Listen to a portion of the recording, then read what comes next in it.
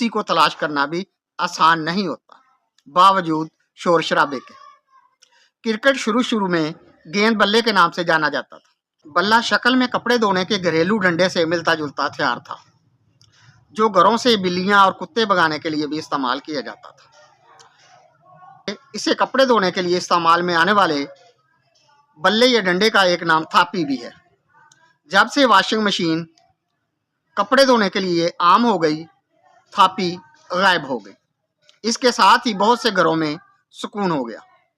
کتے اور بلیاں تو تھاپی سے بچنے میں کامیاب ٹھہرے ہی تھے، کچھ دوسرے زیرو بھی امن و ایمان کی نعمت عظمیٰ سے سرفراز ہوئے، کیونکہ یہ تھاپی فریضہ لڑائی اور مار کٹائی کا بھی اہم رکن شمار ہوتی تھی۔ یہ ایک دوسرے کو تھپ تھپانے اور سیدھا راستہ دکھانے کے لیے مجرب آلہ تھا۔ اب تھاپی سے کسی کو تھپکی نہیں دی جاتی۔ بلے کی تاریخی اہمیت کے پیش نظر